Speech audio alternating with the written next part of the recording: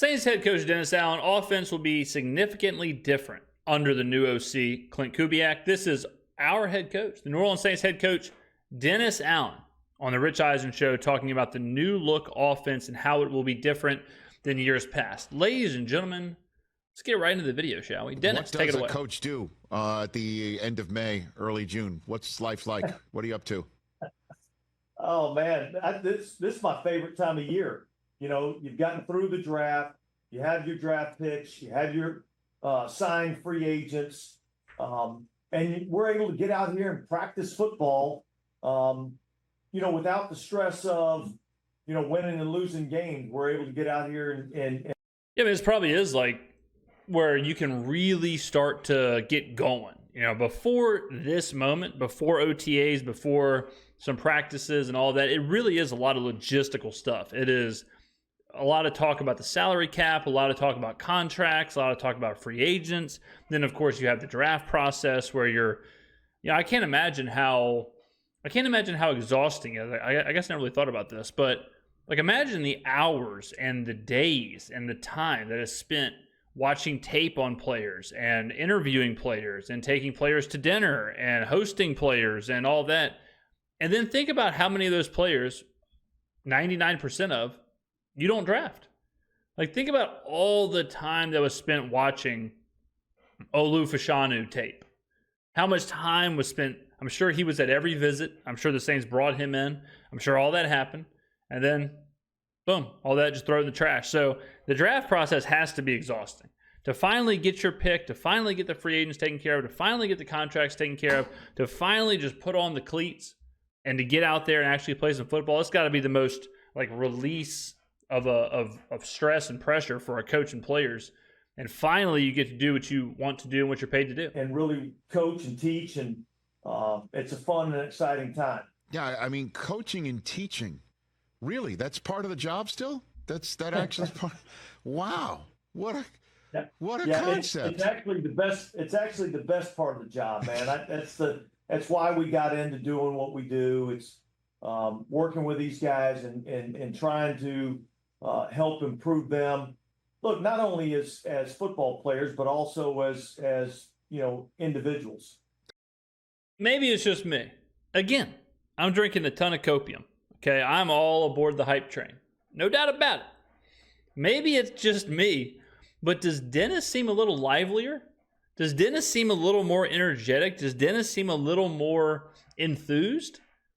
I mean, to me, he really does. Now, I understand that we're hitting the ground running. We are at the very beginning of OTAs. We're at the very beginning of camp. We're at the very beginning of the offseason and all that. And maybe that's it. Maybe he's just that fired up to get back out there. But I got a sneaky feeling, ladies and gentlemen, and I could be wrong, but I never am. I have a sneaky feeling the injection of the young coaches that we're seeing, the injection of the new culture, the injection of the new, I mean, if I say injection one more time, I think Barry Bonds might come out of the wall here. Like Beetlejuice type situation. But I think the injection of that energy and the new ideas and all of that, I wouldn't be surprised at all if that is affecting Dennis and getting Dennis a little more fired up. I'm sure all of you have worked a job or been in a situation where the culture stinks, the people in the building stink, your coworkers stink, everyone, you know, you're miserable to be there. Sometimes a new scenery, a new idea, fresh eyes, whatever, sometimes that right there is what you need. I'm not saying Dennis is going to be, you know, the city councilman or anything. I'm not saying he's going to run for mayor, but right now he seems a little more enthused than usual. Now, if losses start piling up, I got a sneaky feeling Dennis won't be so enthused. But right now, even he seems to have a little more energy. I bet. So what does one coach or teach to professionals at this point in time of the year? What the hell is up with these questions? Damn, we're a minute in. I mean, I feel bad for Dennis for the first time I think in my life. I mean, Rich Eisen's like, what does a coach do in May? Oh, coaching is still a thing. What do you coach and teach to professionals? What the hell are you talking about? All kind of stuff. I mean, Dan, were you born yesterday? What are you doing? Pretty much everything. You know, we start every year anew, and we start Especially this year. and teach all the basic fundamentals from step 1 all the way through steps 10, 11, and 12. And so You don't really want to assume anything. You want to make sure you're teaching these guys, all of them, as if it was the first time that they've ever heard it. And look, offensively, there's a lot of things that are the first time that they've ever heard it. And so there's a huge attention to detail there. And yet, even though we've been in the same system here since 2017 defensively, we still teach everything like it's day one install. Are you talking? And, Dennis, again, I think Dennis having faith in Clint Kubiak, Andrew Janocko, and the rest of our new offensive coaches allows him to do what he wants to do, which is coach and teach defense. He is one of the best. Say what you want about him as a head coach. And what I will say about him as a head coach is he's been horrific. But say what you want about him as a head coach. As a defensive coordinator, as a defensive mind, you could make the argument, and I shall, you can make the argument that he's the best defensive coordinator, defensive mind in the NFL. Certainly better than Raheem Morris. No hate. No hate to Atlanta. I mean, Atlanta, God bless. Like these Atlanta Falcons fans, sidebar, damn, I wake up every day with 30, 40 more of the Falcons fans in the comments of videos I did 3 weeks ago. I had a guy wrote basically a 18-page thesis, 14,000 word essay on why Bijan Robinson is better than James Cook. I mean, God, the Falcons fans, get a life. But no hate. No hate on the Falcons, of course. No hate. But Dennis Allen is one of the greatest defensive minds in the NFL. So that he's allowed to teach and coach defense, I'm sure is another reason why he seems so energized. Talking hip drop tackles, anything like that? Is that you get that deep? We haven't really talked a whole lot about that. I feel like this really, this isn't that time of year where we're getting into the physical battles and the tackling aspect. We're still teaching tackling. And so the hip drop tackle has never been anything that we've taught. It hadn't been something that we've utilized or taught. I think as we get into training camp and we get a little closer to playing games, we'll start talking a little bit more about what that looks like. And like I said, quite honestly, I haven't thought a ton about it because it's not a tackling technique that we've utilized or taught. And so it's pretty interesting to hear Dennis talk about how they start at square one. Like to think about Dennis is coming in and teaching tackling, the very basic foundations of tackling to Demario Davis, who's been doing this for 2 decades at a very high level. It's a pretty wild concept. We haven't put a lot of focus on it. Okay, Dennis Allen here on the Rich Eisen Show. Offensive install with a new OC in Clint Kubiak. What can you shed light on that front? Well, look, I think it's been awesome. The attention to detail that our offensive staff is put into place, I think has been really outstanding. I think what we're seeing from our offense is going to help our whole football team. There's a long time here where no doubt about it, the success on offense will absolutely make everything else better, especially in today's NFL. And, I'll say this about Dennis, or more about this concept. When you have a coach who is so good on one side of the ball and they just can't seem to figure out the other side of the ball, it is hard. Even the great Sean Payton, as great as he is, and we all know how great he is offensively, those bad years with Drew Brees, and I believe, someone double check me, but I believe, was it 3 straight seasons? They were 7-9. Someone double check me. But I know they've had multiple 7-9 seasons with Drew Brees and Sean Payton. And this is like peak Drew Brees. This is peak of his powers, Drew Brees. Okay? 7-9 would, like, people talk about how horrible the Saints were last year, and we went 9-8. 7-9 with Drew Brees is crazy, right?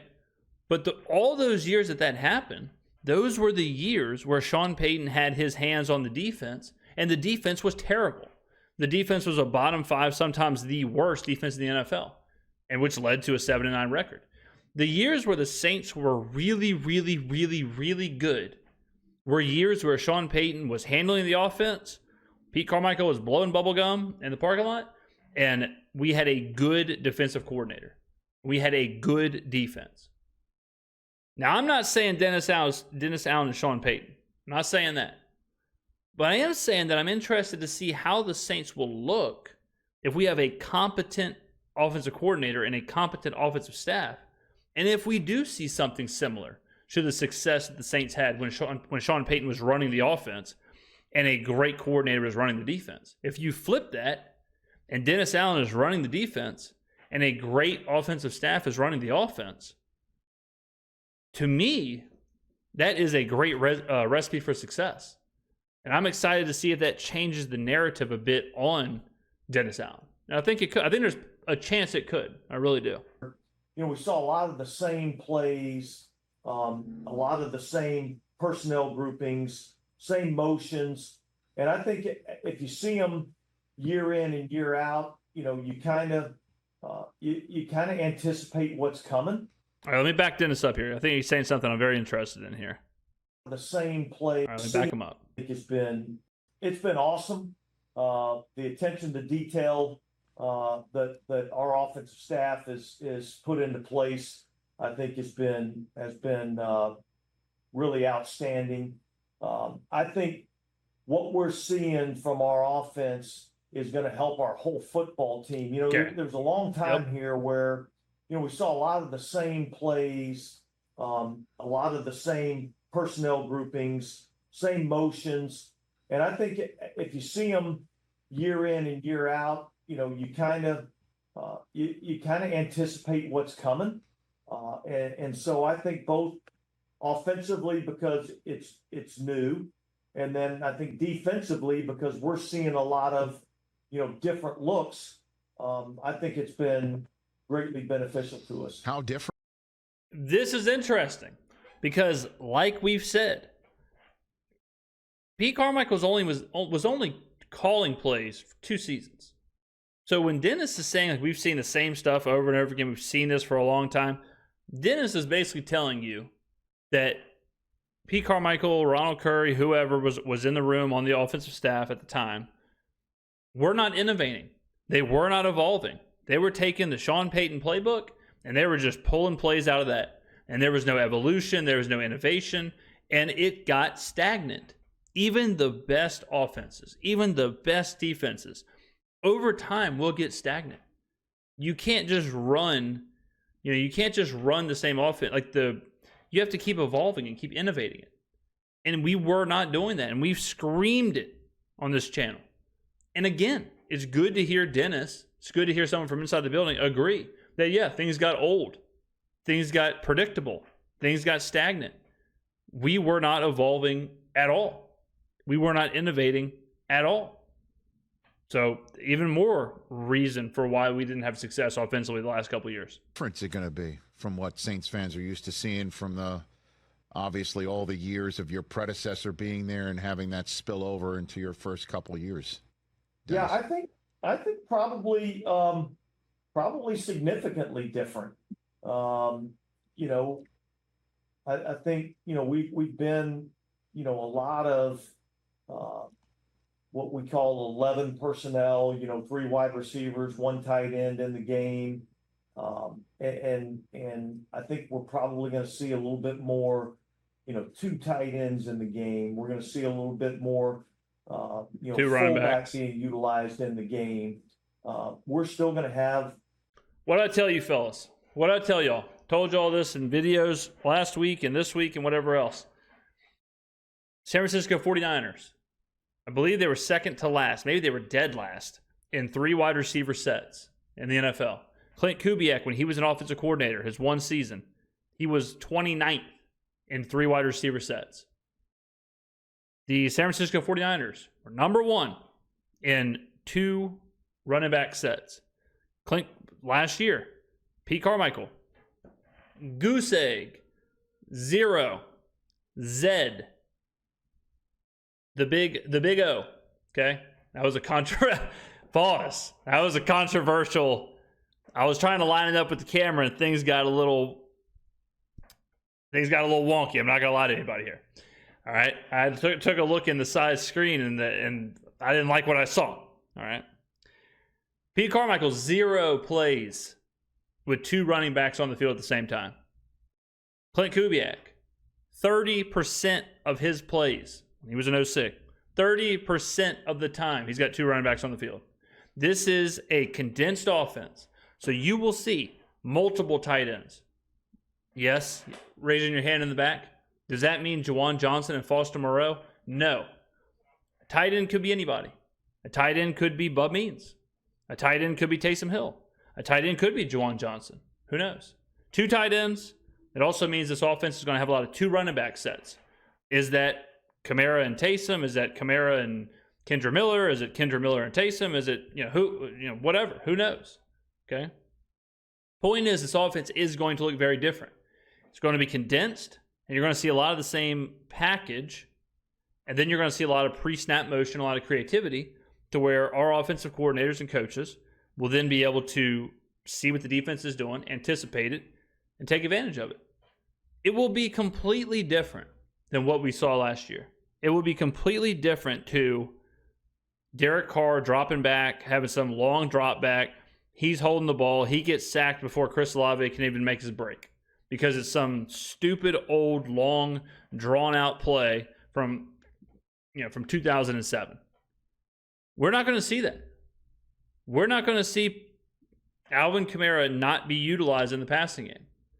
This offense, and that's one thing I love about the scheme and all that we're bringing in, is that they're kind of telling you what they're going to do. This isn't Chip Kelly coming in here and we have to figure out, like, man, how's this offense going to look in the NFL? This isn't the Wildcat or some insane offense. This is a tried and true system. Now, of course, Clint Kubiak will have his own wrinkles to it, but we can pretty much expect we're not going to have as many of these 11 personnel sets. We're not going to have as many of these one running back type situations. We're going to have I can go ahead and tell you 30-ish% of the time you will have 2 running backs on the field. I mean, that alone is significantly different. Some of the things that we've had in terms of the drop back passing game and utilizing 3 wide receiver sets and things of that nature. But I think you're going to see a little bit more play action, motion and Yep. things like that to try to mess with the defense's eyes Yep. a little bit. So I think it'll be significantly different in terms of how we package things. Look, the reality is there's only so many things that you can do from an offensive standpoint in terms of scheme. Agreed. There's certain run plays that everybody runs, and how do we dress them up differently, and how do we coach it better? To where our players can execute it better, and that's the same thing in the passing game. Catch. I mean, I look at it very similarly to chess. Like, you can only move in so many directions in chess, right? So, ladies and gentlemen, I ripped forearms today, and my arm is cramping as we speak. If y'all can see the forearm cramping live on video, look at that. Look at that. Oh my God. Absolutely crippling pain in the forearm, seizing up. But I'm not stopping. A lot of people would edit this out, go get some Icy Hot or whatever. Not me. I'm the chicken wing is limp right now. I got this seizing up. Look at it. Look at it. Can y'all see that? Just absolutely tight. Look how taut. Seized. And that's just from hammer curls for hours right there. But I'm not going to let it affect me. I'm not going to let it stop me. I'm going to keep rocking and rolling. But it's just like chess, ladies and gentlemen, where you can only move the chess pieces in so many different directions. Like, you can only do so many things, but it's an unsolvable game because you dress it up one way and you kind of pivot off that iteration, but the pawn is only going to go forward. The horsey is only going to move in the L's.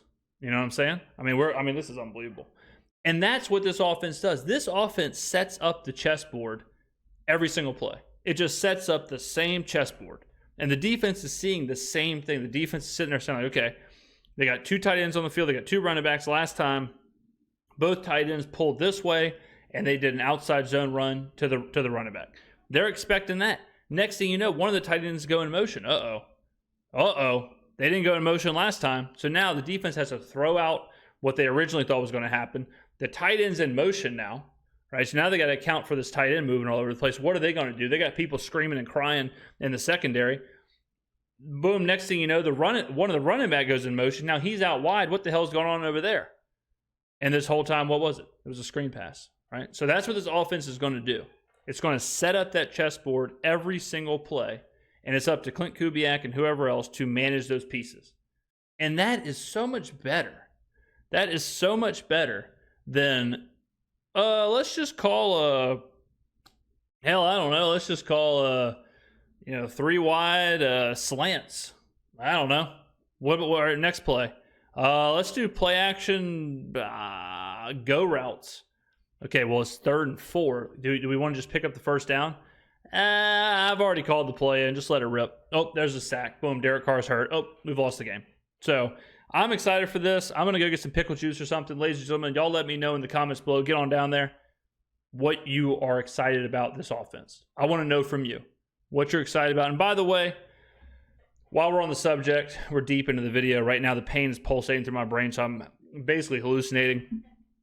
Rich Eisen, when I pulled up this video, I actually had another video that I was going to watch, and it was about Spencer Rattler and Derek Carr. I pulled up the video to watch it. That's the video that we would have got today. And a couple of absolute no-limit soldiers from the Scrimmetiverse were in his comment section letting him know that it's a clickbait title, and they don't appreciate that. And I love to see that, because I always talk about, I'm like Batman for New Orleans sports media. I'm keeping everybody accountable, keeping everybody in check, and I'm providing the best content possible for you guys. And to see members of the Scrimmetiverse out there holding the big media guys accountable, who are out there trying to clickbait viewers with something that wasn't said. The title, I'll pull it up 1 second. This is it right here, right? This is the video right here. Saints head coach Dennis Allen expects Spencer Rattler to compete with Derek Carr. Ooh, sounds intriguing. You go down here, boom, absolute warriors in the comment section. Clickbait title. Headline of this clip was not said anywhere in this clip. What was said, paraphrase, and then they go on, holding them accountable. I love it. I love it. And I expect better from this channel than blatant clickbait titles. Beautiful stuff. Beautiful stuff, ladies and gentlemen. We got to keep holding these guys accountable, because as long as this channel is putting out what we're putting out, I expect the rest of sports media to be held to a higher standard. Ladies and gentlemen, I'm going to get some water. I appreciate it. Thank you for watching, and I will see you in the next video.